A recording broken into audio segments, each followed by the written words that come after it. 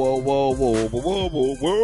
What's going on? This is your boy, BigRych. Another episode of DeeDot's Producers Corner Audio Engineering Video Tutorial. This is going to be episode 6, part 2. Picking up off of the adding punch to your kicks and your snares using a secret weapon. What it is, it's called a Transient Designer or a Transient Shaper.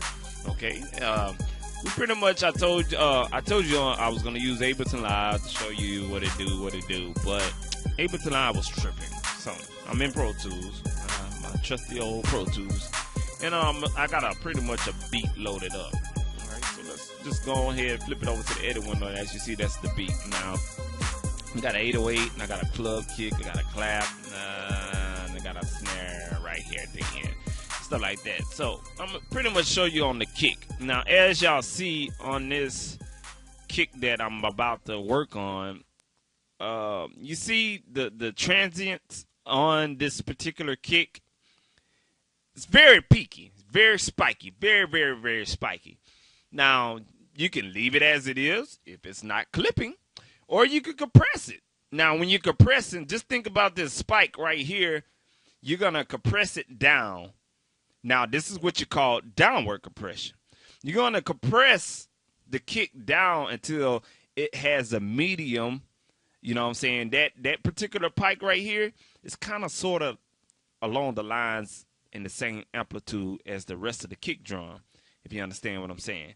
You know what I'm saying? That's what compressors do. It takes the highest peak and it kind of squashes it down. You know what I'm saying? I'm not going to get into what compressors does. I pretty much explained that on DeeDot's Producers Corner earlier shows. So if you go on icebreakerradio.com and you go back on that timeline and check out, you know, when we talk about compressors. But pretty much what a compressor does is what it's doing is you're setting a threshold and it's not going to go past that threshold. But you can use a compressor to take your kicks and not have it peaking.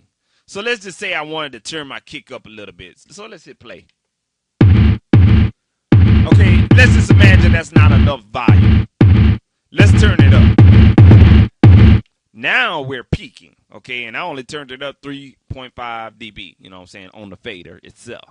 All right, so what we're going to do is we're going to add a compressor. Let's just take care of this first. All right, let's just add, I don't know what kind of compressor, y'all. I got so many compressors. You see all the damn compressors and dynamic tools I got? I make no damn sense, huh? I don't make no motherfucking sense. So let's just use the R compressor. Renaissance compressor by Waves. All right. Now, we pretty much, let's do a manual on the release. And this was what this button is. It's an automatic release control. Then you can do a manual. Let's change it to the opto.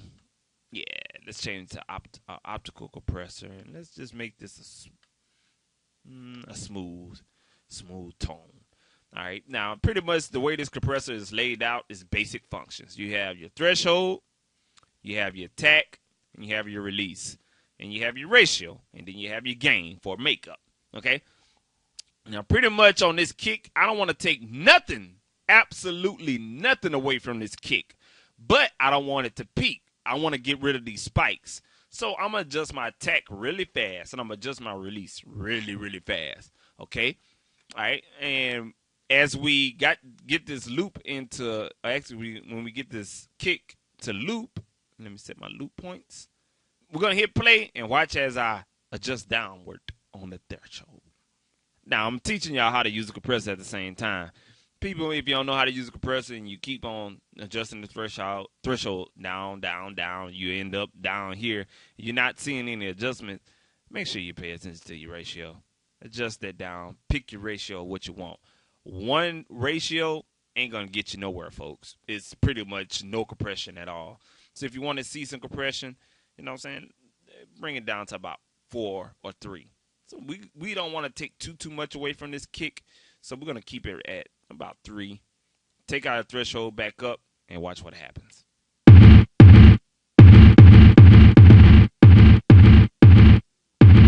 And you see our fader now? We're not peaking no more. So let's compress it down some more. Right there.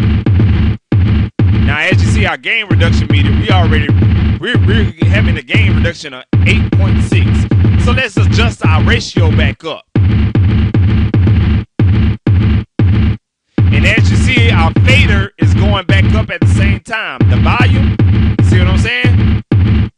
So we're going to keep it at 2.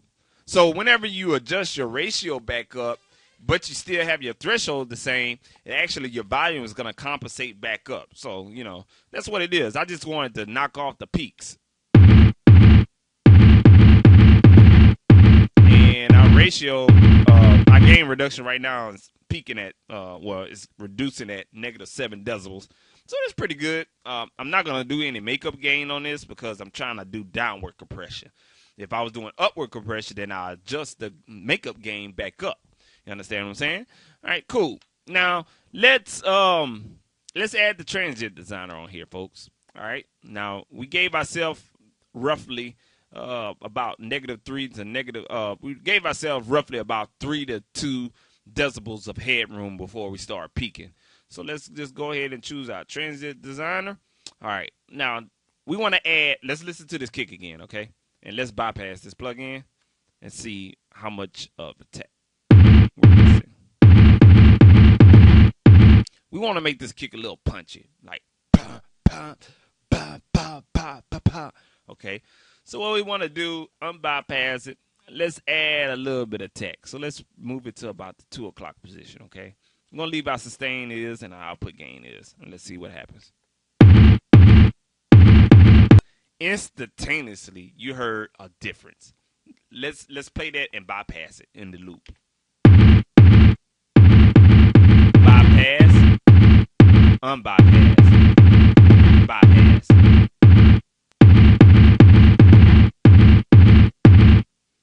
So just at the 2 o'clock position on the attack knob, you hear a subtle difference on the initial attack of the drum. If y'all tracking what I'm doing now, okay, that's what the Transient Designer does. It adds a little bit more punch. And this is where your drums lack that punch, that initial attack. So the sustain is pretty much going to be what it is, and I'm going to show you what the sustain is on the SPL Transient Designer.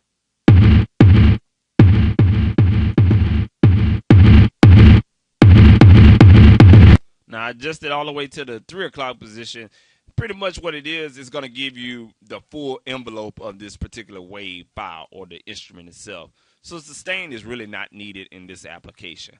But we're still peaking in our overload section right here on the plugin. So we're going to reduce our volume back down on the output gain. And there you have it. We're not peaking anymore. If I bring it back to 0, watch what happens on our meter. See? We're peaking. So just adjust that down. We're not peaking anymore. You want to bring it down some more? It's all on you. But just keep in mind, we already got our fader up at -3.5.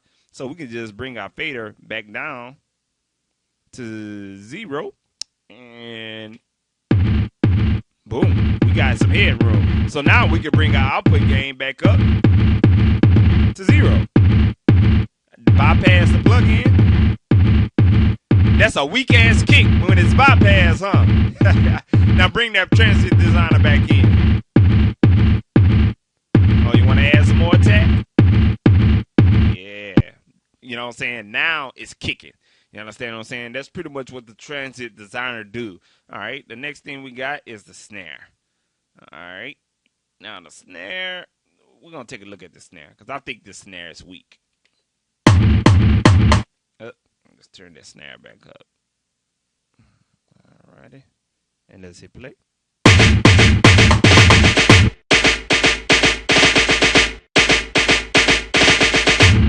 Obviously, that snare needs to be EQ.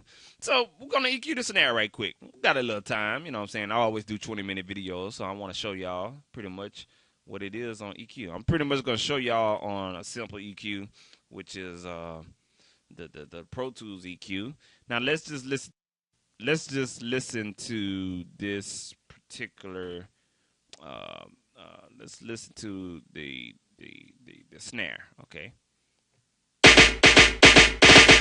Now you hear that thud in there. This is pretty much where I'll come in, and I'll always start in order.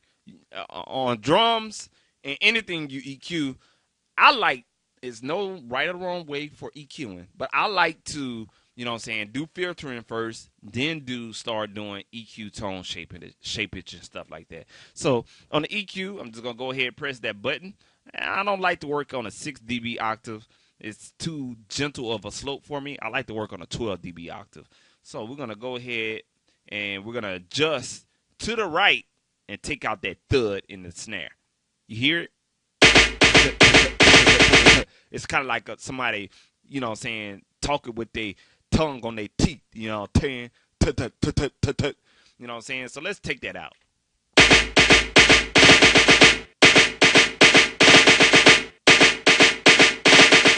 So we pretty much put a high pass filter on there for about 172 cycles.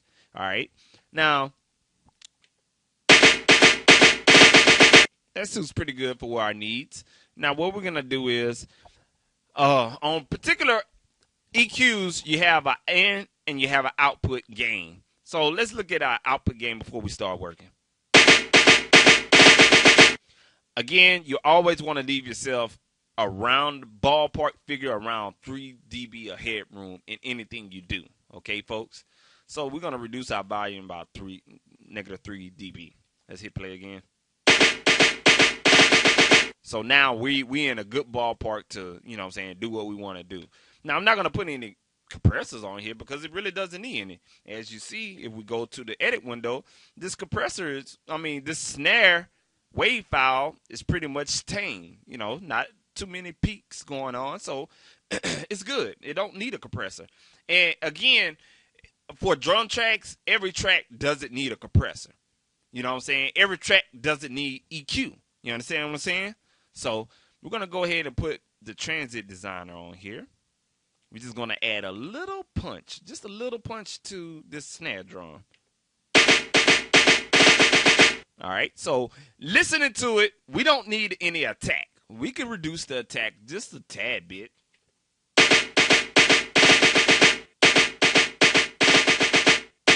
See, when you adjust the sustain, you hear that reverb in the snare. Listen to the snare again. You hear that reverb? Y'all hear that? It's kind of like a cha-cha. It's not a reverb, but it's kind of like a delay with a chorus effect to it. But that's what the sustain is. You're actually adjusting the decay. You're actually shortening the release on the particular plugin. On the particular snare sound. So, see how snappy that snare is?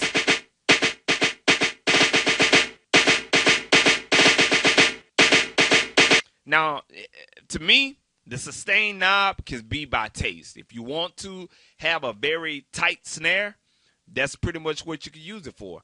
You can tighten up the snare, or you can make the snare long, like what we just did.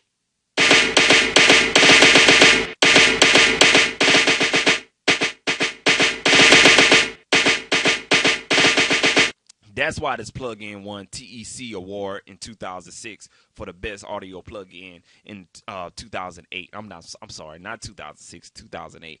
This plugin is a badass plugin. I use it faithfully. All right. Now you pretty much see what the sustain is. You can adjust the release or add decay to the original sound, or you can shorten up the sound to make it tight. Or you can make it long, you know what I'm saying? Now let's adjust the tack. That's what we're really focusing on. So we're going to adjust the tack. We're going to move it to the 2 o'clock position, and let's hear. Let's bypass it. And unbypass it. So we have a little attack there. Me, I really want some more attack. So let's move it almost to the 3. We're putting it on 6. Right here on the knob. And that's true 2 o'clock. Okay. All right. And let's hit play. Hell to the yeah. You hear that snappiness on that punch, on that snare? You hear how snappy it is? It's just like I'm snapping my finger. Now let's bypass that. Unbypass. Motherfucking beautiful. Y'all hear that? That's beautiful. And we don't even have to adjust our gain. Why we don't have to adjust our gain? We're not peaking on the plug-in, and we're not peaking on the level. Let's hit play again. We're not peaking on the fader right here. We're not peaking on the plug-in. So now we can adjust our faders down. We're good money. We are good money. So let's adjust our fader down. All right, and hit play. So let's enable our 808 kick, our kick that we affected, and let's see what the clap got going on. So let's turn up that clap. All righty, we're going to turn up the clap, and let's see, hit play.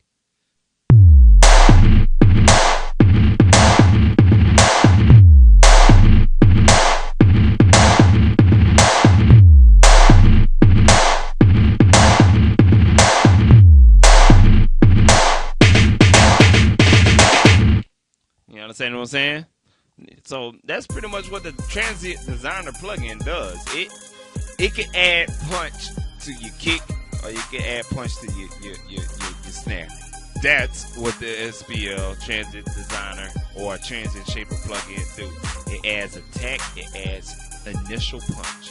This is BigRych, DeeDot's Producer's Corner, audio engineering, video tutorial, episode number 6. I'll holler at y'all later. And make sure y'all check out DeeDot's Producer's Corner every Monday night at 7 p.m. on Icebreaker Radio. This is your boy BigRych, and I'm signing out.